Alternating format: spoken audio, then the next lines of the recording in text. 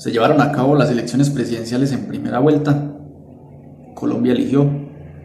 Entre los candidatos más opcionados estaban Gustavo Petro, Rodolfo Hernández, Federico Gutiérrez, John Milton Rodríguez y el profesor Sergio Fajardo.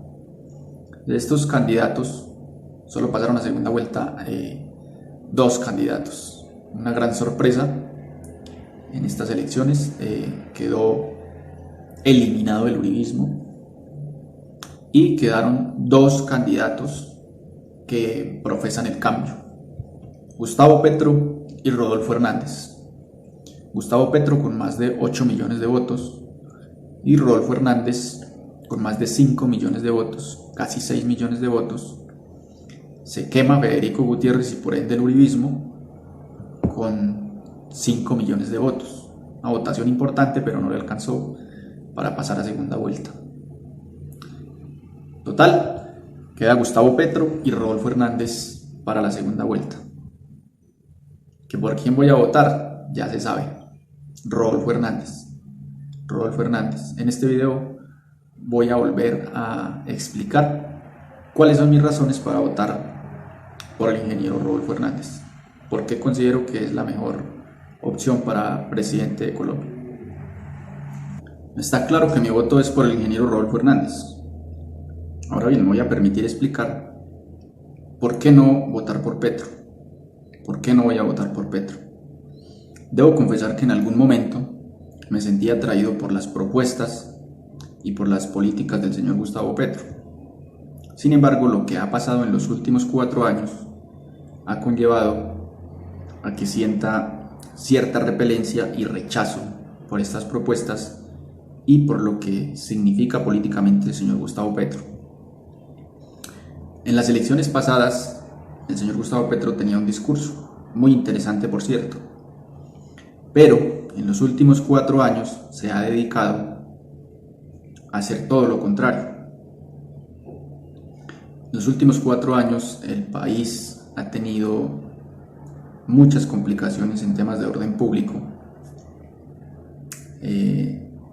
Los colombianos vimos nacer algo que se ha llamado la primera línea y que se ha querido mostrar como un grupo de jóvenes inconformes, indefensos y víctimas de las fuerzas del Estado, pero que en la realidad está integrado por guerrillas, son guerrillas urbanas, está integrado por subversivos, camuflados dentro de los estudiantes y de la población inconforme con las políticas del gobierno actual. Y el señor Petro ha sido protagonista en estos desmanes, en estas protestas violentas, en estos ataques criminales y delincuenciales. Ha sido un auspiciador, ha utilizado un discurso incendiario. La protesta del año 2019 salió a incitar a los jóvenes para que salieran a las calles, a enfrentarse a la fuerza pública. Y de ahí en adelante se ha dedicado a tratar a los policías, especialmente a los policías, de asesinos. Directamente ha dicho que la policía colombiana se dedica a asesinar jóvenes indefensos,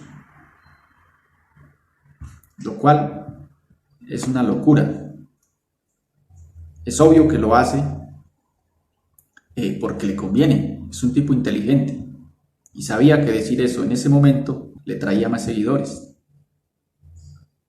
En Colombia se ha generado un odio contra la fuerza pública, policía, ejército, fuerza aérea, armada.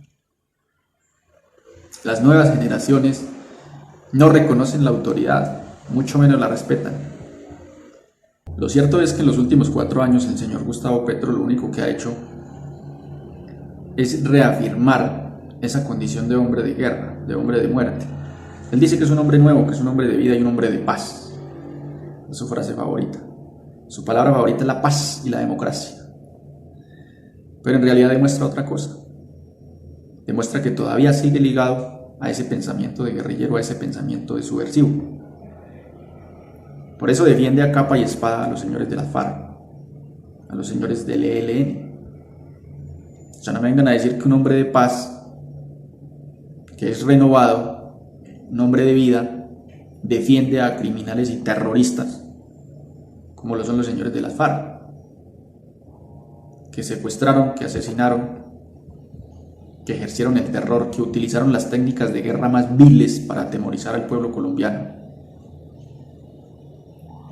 y que llegaron incluso hasta el Congreso, y eso no les bastó para seguir delinquiendo. Y el señor Petro hasta montó investigación privada para defenderlos. Y en su discurso dice que son unas víctimas del Estado colombiano, del Estado guerrerista, gobierno guerrerista, que quiere incriminarlos. Yo me pregunto, ¿cuánto dinero cuesta esa investigación privada que hizo el señor Petro en el intento de demostrar la inocencia del señor Santrich y del señor Iván Márquez? Y aún así sigue diciendo que es un hombre de paz. Siempre que le preguntan por Maduro, le hacen preguntas tan fáciles y tan directas como que responda si Maduro es un dictador o no. Y siempre responde con evasivas, con dilatorias, se sale por la tangente, cambia de tema, pero nunca responde. ¿Por qué? Si hacemos un ejercicio del sentido común y de la lógica, pues blanco es, gallina lo pone. El señor Petro sigue esa línea de extrema izquierda, sigue con ese pensamiento guerrillero, con ese pensamiento subversivo, atacando a las instituciones. Las acciones de los últimos 4 años, el señor Petro ha tomado una actitud oportunista, un discurso incendiario, descalificando la acción de las instituciones de la fuerza pública, especialmente de la Policía Nacional, tildándolos de asesinos. ¿Qué pasó cuando se presentó este incidente del señor Javier Ordóñez, donde lamentablemente falleció? Pues que endiosaron a este personaje, casi que lo embalsaman. Y el señor Petro salió con su discurso, su llamado de salir a las calles a protestar contra este cuerpo asesino como es la Policía Nacional. Que esto no se podía permitir, que esto no podía seguir pasando. Y se rasgó las vestiduras. ¿Qué pasó cuando murió este muchacho Dylan Cruz? Dylan Cruz no murió, a Dylan Cruz lo mataron, era el lema. Lo mismo, a incendiar el país, a afectar a varios sectores de la economía, con el discurso de que hay un aparato estatal dedicado a asesinar jóvenes inocentes y que se llama SMAT, que los ejecutores de esas políticas es el SMAT, la cosa más absurda que yo he escuchado. Después intentó tramitar en el Congreso una reforma a la policía, pretendía acabar el SMAT, pretendía desarmar la policía, algo totalmente descabellado en un país como Colombia. Vino la pandemia y en plena pandemia este señor, con sus discursos, incitando al odio, incitando a que muchos jóvenes y muchos delincuentes, porque digamos las cosas con nombre propio, esos señores de la primera línea no son ningunos jóvenes indignados ni ningunos jóvenes víctimas del gobierno, son unos delincuentes, unos bandidos. Quien está dispuesto a matar, a robar y a destruir no tiene otro calificativo. Es un delincuente, es un bandido. Y entonces el señor Petro salió nuevamente con su discurso. Y su amigo salió a hacer campaña para recoger recursos para alimentar a los pobres muchachos de la primera línea que estaban pasando hambre y estaban sufriendo, siendo víctimas de las fuerzas del Estado. Pobrecitos los muchachos. Hombre, tiene uno que ser muy ingenuo o muy ciego para no darse cuenta de la realidad, que estos personajes de la primera línea no son otra cosa que guerrillas urbanas financiadas por grupos narcoterroristas. Y nos vienen a meter los dedos a los colombianos, que son unos pobres jóvenes indignados, están en contra de las políticas del gobierno. Hombre, utilicemos un poquito el sentido común y la lógica. Y Petro y sus amigos incendiando el país con sus discursos de odio, pero luego sale diciendo que es un hombre de paz, que no es un hombre de guerra. Defiende a capa y espada a los señores de la FARC, del ELN, y dice que es un hombre de paz, que no es un hombre de guerra. Otra de las razones por las que no voy a votar por el señor Petro es porque no estoy de acuerdo con las políticas de asistencialismo que tanto pregona. De hecho, es una de sus banderas: dar subsidios prácticamente que a todo el mundo, a los jóvenes, a los niños, a las mujeres cabeza de hogar, a los ancianos de la tercera edad, etcétera, etcétera. No estoy de acuerdo con tanto subsidio. En días anteriores puse un ejemplo y lo voy a traer nuevamente a colación. Si usted, colombiano, su hijo en cierta oportunidad le manifiesta que tiene hambre, y usted para alimentarlo tiene dos opciones y puede elegir una de ellas. Opción número 1: sienta al niño en la mesa y le sirve un pescado ya preparado para que él se alimente. Opción número 2: lleva a su hijo al lago, lo enseña a pescar, le enseña cómo se consigue el alimento, cómo se prepara el alimento y se sienta en la mesa con su hijo. ¿Cuál será la mejor opción en aras de darle una lección a su hijo? Obviamente la segunda opción. Si usted le sirve todo en bandeja de plata a su hijo, si le sirve el pescado ya preparado, listo para consumir, pues él saciará su hambre, sí, pero no pasa de ahí. Pero si usted le enseña cómo se pesca, cómo se consigue el alimento, cómo se prepara y cómo se lleva a la mesa, ese niño aprenderá a alimentarse por mucho tiempo, aprenderá a conseguir el alimento. Si llevamos esto a las propuestas que tienen los candidatos, ¿cuál cree que sea la propuesta de Petro, encajándola a ese ejemplo, y cuál cree que sea la propuesta de Rodolfo Hernández? Entonces, no, joven, usted no se preocupe, usted simplemente proteste, tírele piedra a los policías, destruya estaciones de los sistemas de transporte masivo, asalte almacenes y vote por mí, que yo le voy a subsidiar. Yo le entiendo su indignación y yo le voy a asignar un subsidio, no se preocupe. ¿Qué dice Rodolfo Hernández? Joven, si usted quiere estudiar, con mucho gusto, en el gobierno se le apoya, se le va a dar un crédito condonable, pero usted se tiene que esforzar, usted tiene que ser un buen estudiante. Y aparte de eso, cuando usted termine su carrera, tiene que ser productivo para el país. Y va a tener las herramientas necesarias para crear empresas, generar empleo y dinamizar la economía, que en últimas es lo que se quiere para que se beneficie todo el pueblo colombiano. Señor campesino, que si usted quiere trabajar la tierra y quiere producir, ¿qué dice Rodolfo Hernández? Crédito condonable. ¿Qué dice Petro? Subsidio. Regalar. Y está demostrado que lo regalado no se valora. Nunca. Mire lo que pasó con las casas que regaló el señor Santos. Las regalaron a 20 y 30 millones de pesos. ¿Por qué? Porque no les costó ningún esfuerzo. Se lo regalaron. Y lo que se regala no se valora.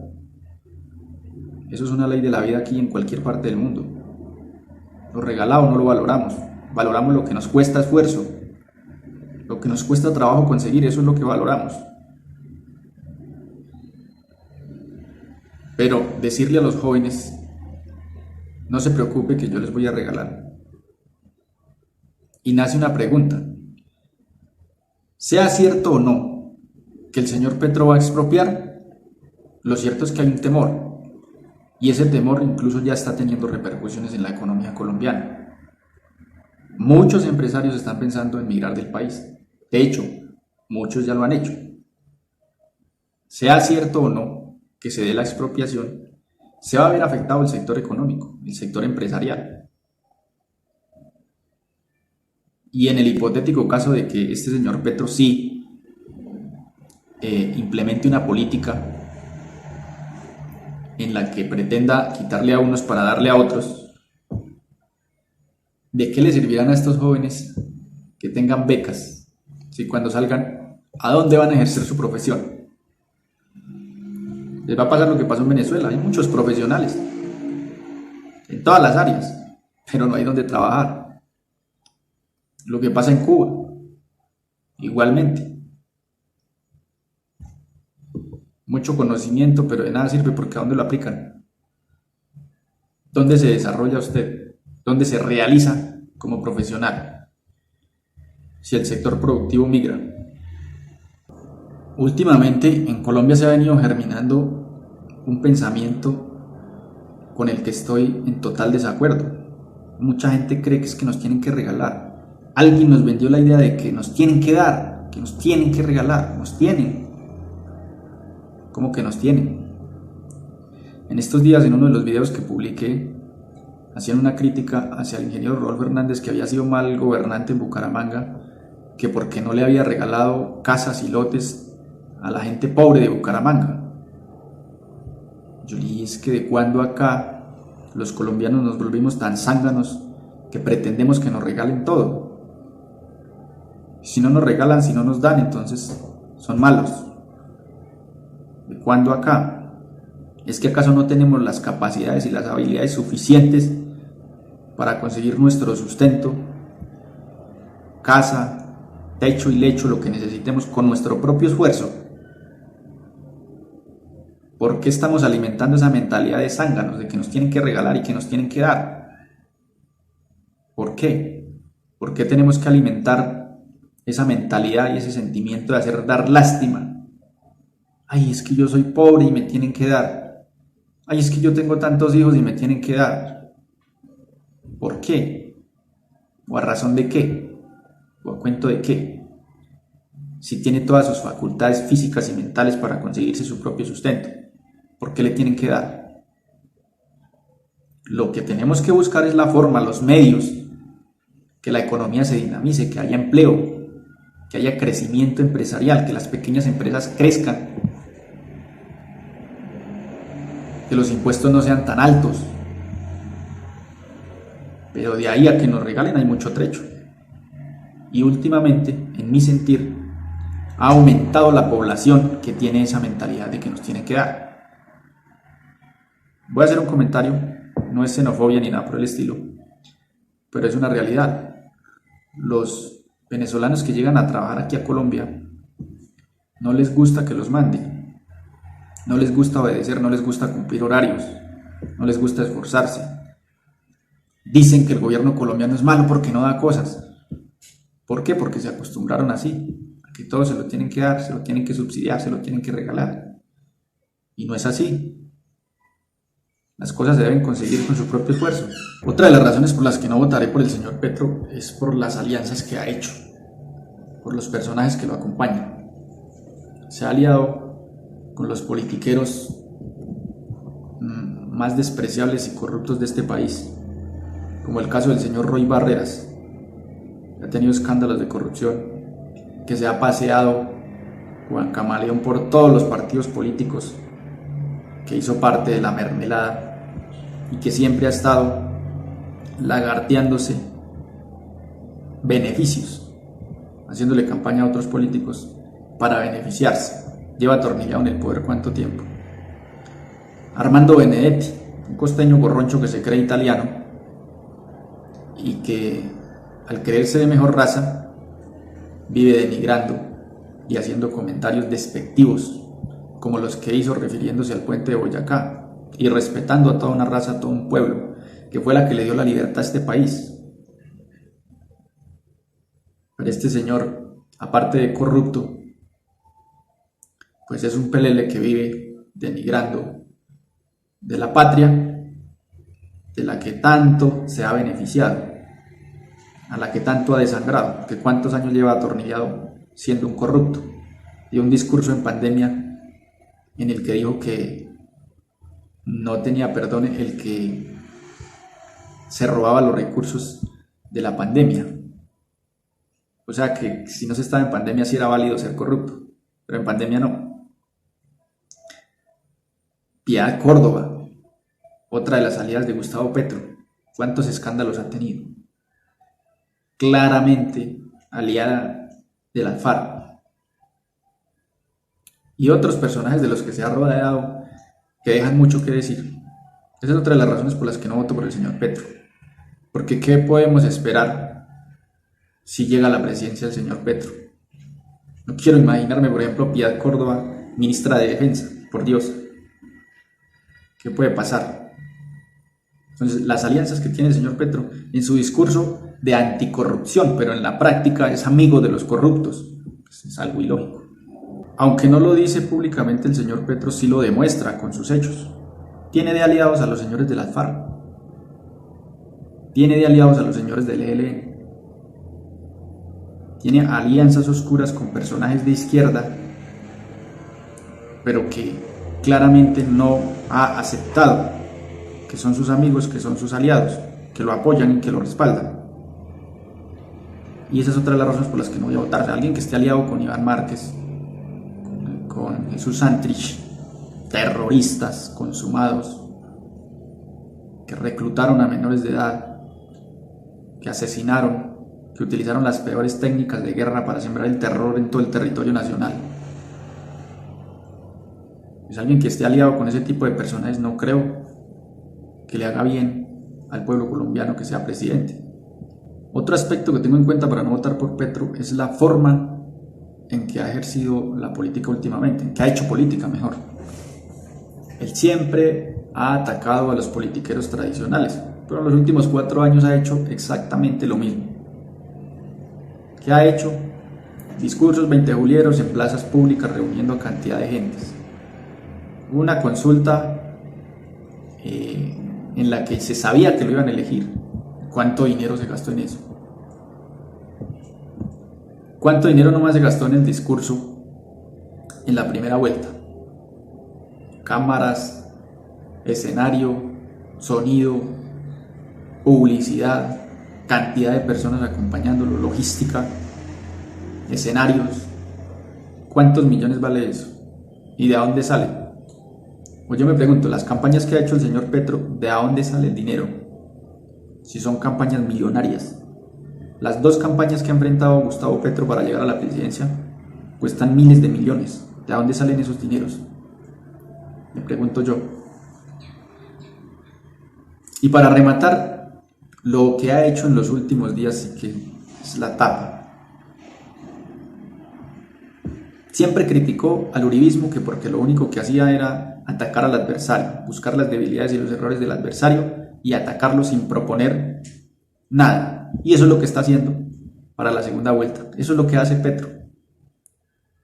Entonces se contradice todo el tiempo, es incongruente, dice una cosa y hace otra. Y eso no es para un presidente de Colombia. El presidente debe ser coherente, sea malo o sea bueno, pero sea coherente. O sea, que lo que diga sea lo que haga. Pero vive diciendo, criticando a los demás y vaya a hacer lo mismo. Pues hombre. Los últimos días lo único que ha hecho es atacar a su contendor, al ingeniero Rodolfo Hernández.